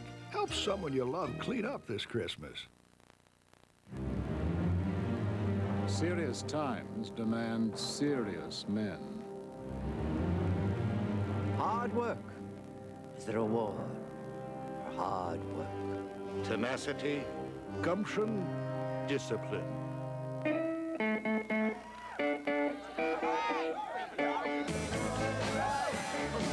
Sometimes you've got to stop and smell the pizza.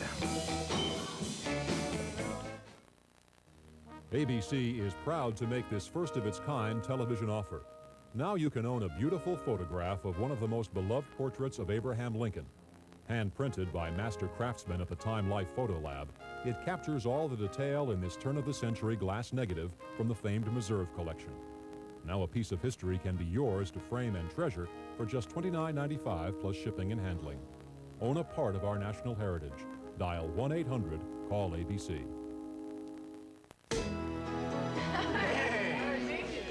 This party's getting off to a good start. Hold on, I got a surprise.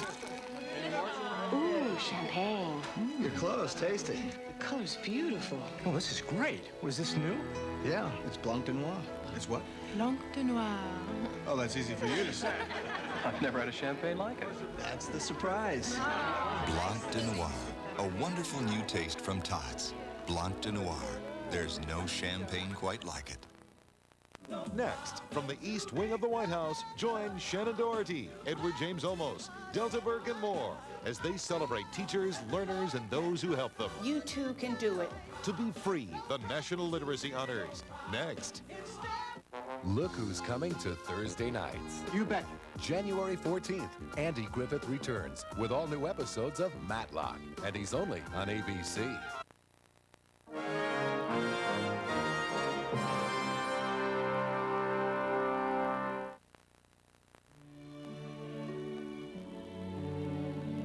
My husband was 14 years and 10 months older than myself, and was, from my 18th year, always lover, husband, father, and all to me. Truly my all. Mrs. Lincoln's love for her husband sometimes prompted her to act very strangely. She was extremely jealous of him, and if a lady desired to court her displeasure, she could select no surer way to do it than to pay marked attention to the president.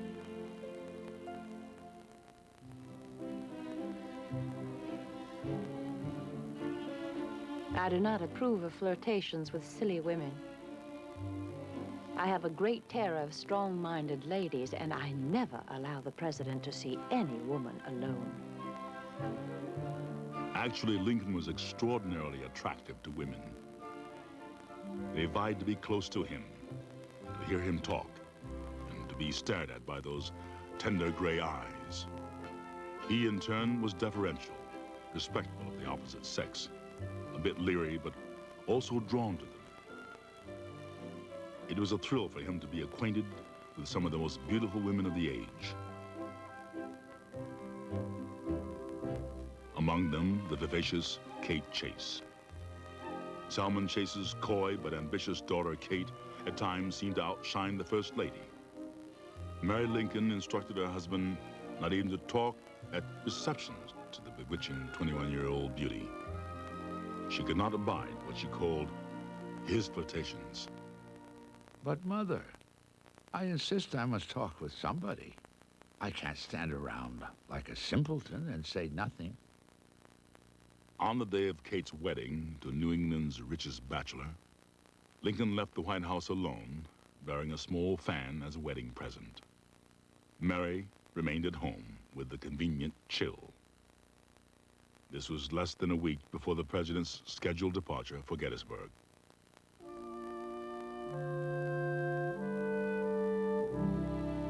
Colonel Lamon was called on to act as marshal on the occasion of dedicating the cemetery at Gettysburg, Pennsylvania. Mr. Lincoln told me that he would be expected to make a speech on the occasion. From his hat, he drew a sheet, one side of which was closely written with what he informed me was a memorandum of his intended address. This he read to me, first remarking that it was not at all satisfactory to him. To reach beyond the ghastliness left by the Gettysburg battle and find words that would give hope for the future. That was Lincoln's task. After examining a plan for the new cemetery, Lincoln sat writing at his desk, shutting out all noise with his great concentration. His thought processes were slow. His memory, extraordinary. His mind is like polished steel, said his friend Joshua Speed. A mark once made upon it is never erased. To Lincoln, the written word was humankind's greatest invention, enabling us, he said, to converse with the dead, the absent, and the yet unborn. The more he pondered, the more he believed that God had created all human beings fundamentally equal.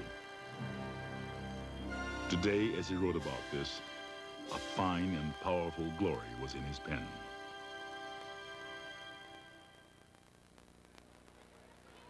Thousands had streamed into Gettysburg for the great occasion, and town hotels and private dwellings alike were filled to overflowing.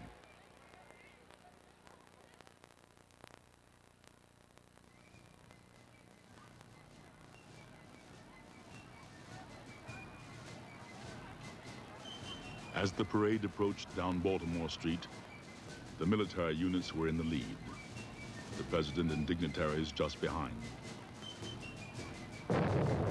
Every minute along the way, a cannon was fired. In moments, the marchers would arrive at the new cemetery at the outskirts of the little town where today the eyes of the nation were focused. The band played with great effect. Mr. Everett then arose and, without notes of any kind, pronounced an oration. He occupied 2 full hours in the delivery. Then Marshal Lamon introduced the President of the United States. The occasion was solemn, impressive, and grandly historic. The people stood spellbound, and the vast throng was hushed and awed into profound silence. I, a boy of 15, stood with my heart in my mouth, literally at the feet of my hero. I could look directly into Lincoln's face, its deep lines, the wrinkled brow, the deep-set brooding eyes burned indelible images into my memory. Then Lincoln began to speak. 77 years ago, our fathers brought forth on this continent a new nation, conceived in liberty and dedicated to the proposition that all men are created equal. Now we are engaged in a great civil war, testing whether that nation or any nation so conceived and so dedicated can long endure. We are met on a great battlefield of that war. We have come to dedicate a portion of that field as a final resting place for those who here gave their lives that that nation might live. It is altogether fitting and proper that we should do this. But in a larger sense, we cannot dedicate, we cannot consecrate, we cannot hallow this ground. The brave men, living and dead, who struggled here, have consecrated it far above our poor power to add or detract. The world will little note nor long remember what we say here, but it can never forget what they did here. It is for us, the living, rather, to be dedicated here to the unfinished work which they who fought here have thus far so nobly advanced. It is rather for us to be here dedicated to the great task remaining before us, that from these honored dead we take increased devotion to that cause for which they gave the last full measure of devotion, that we here highly resolve that these dead shall not have died in vain, that this nation, under God, shall have a new birth of freedom, and that government of the people, by the people, for the people, shall not perish from the earth.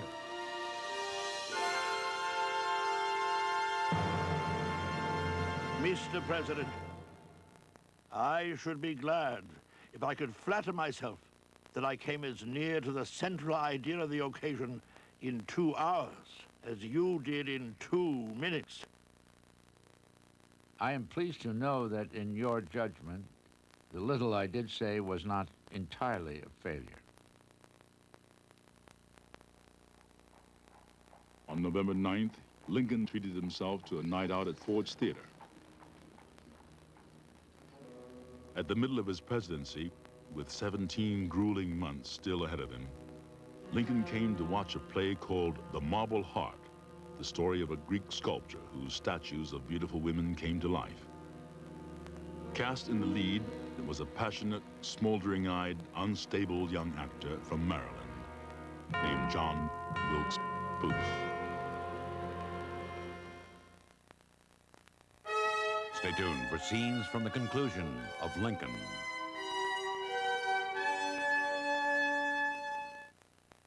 Six months ago, my dentist says to me, Mike, you got a tartar problem. Get Tartar Control Crest. But doctor, I said, I thought toothpaste is toothpaste. He sticks that pick in my mouth. He says, think again. You'll have significantly less tartar at your next visit if you use Crest's unique tartar-fighting formula for 6 months. We're so sure, we'll give you a money-back guarantee. So I started using Crest every day. And you were looking at a happy guy. A very happy guy. Tartar Control Crest. Less tartar in 6 months guaranteed. Introducing the 32-valve, 280 horsepower Lincoln Mark 8. and the only interior that can keep up with it.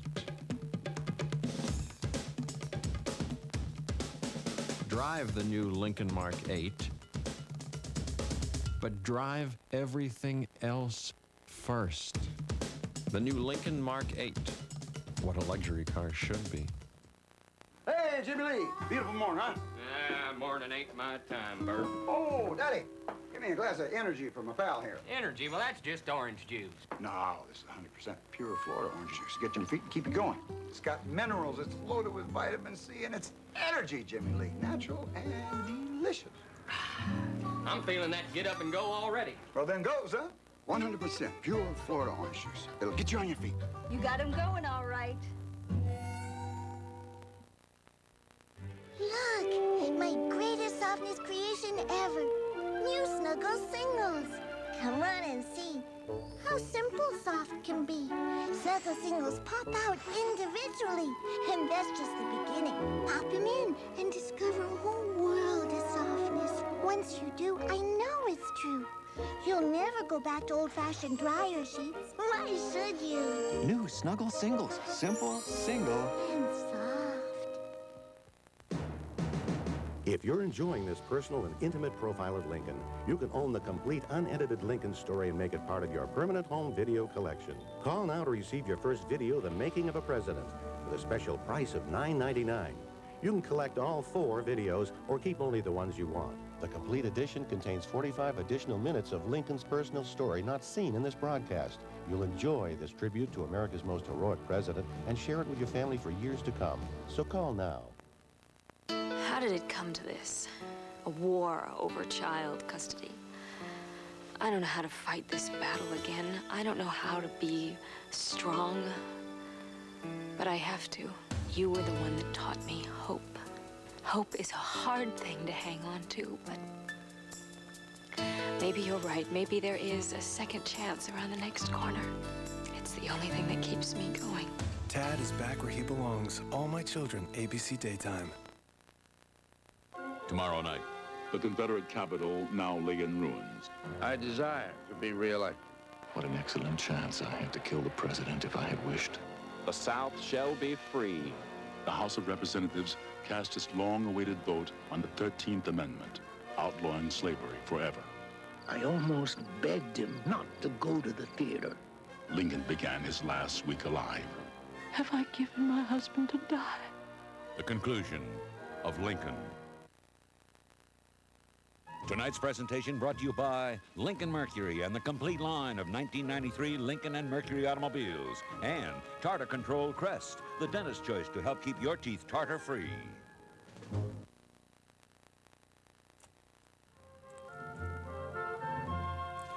Sunday on This Week with David Brinkley, the major events of 1992, Hurricane Andrew, the Los Angeles riots, the election, updates and interviews with the people who made a difference.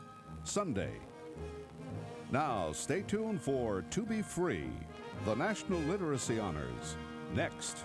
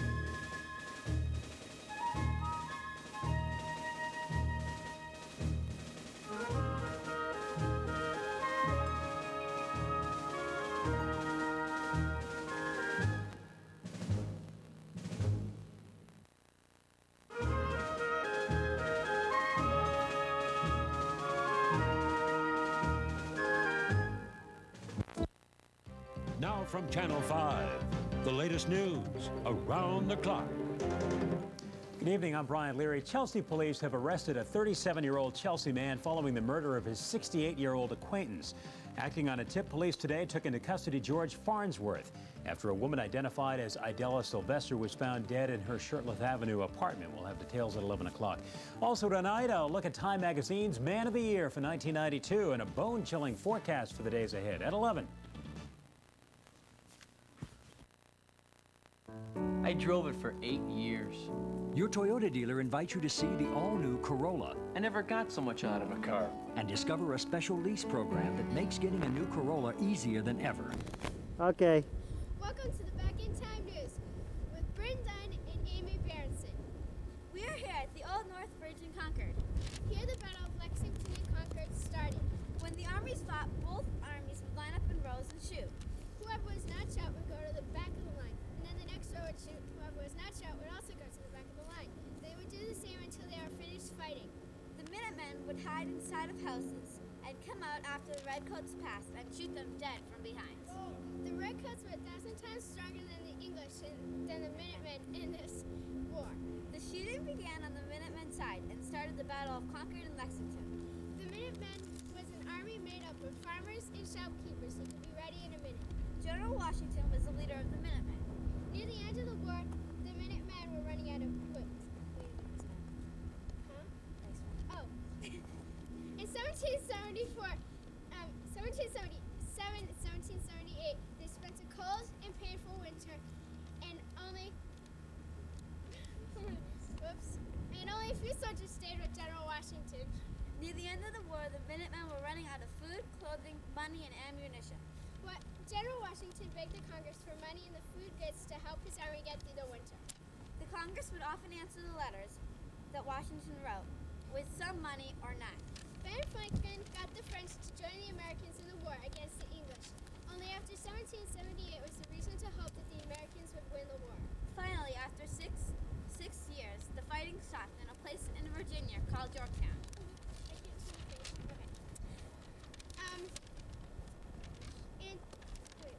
The English gave up in Yorktown, and the Americans won the war. In January 1782, Ben Franklin, John Adams, and John Jay signed a peace treaty. In January of 1773, the war officially ended. 83. The war officially ended. The 13 colonies, now called the United States of America, were independent and English at last. The boundaries of the United States were now Mississippi River to the west, Nova Scotia and the Great Lakes to the north, and Florida to the south. And we will be back next week with another edition of the Background News. Goodbye.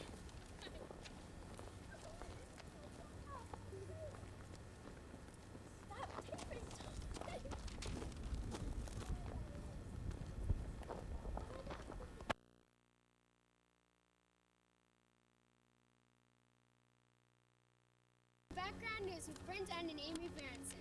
We are here at the Old North Bridge in Concord. Here the Battle of Lexington and Concord started. When the armies fought, both armies would line up in rows and shoot. Whoever was not shot would go to the back of the line, and the next row would shoot, and then the ones who were not shot would go to the end of the line, and they would keep doing the same thing until they were finished fighting. The Minutemen would hide inside of the houses and come out after the Redcoats passed and shoot them dead from behind. The Redcoats were 1,000 times stronger than the Minutemen in this war. The shooting began at the Minutemen's side, and they started the Battle of Concord and Lexington.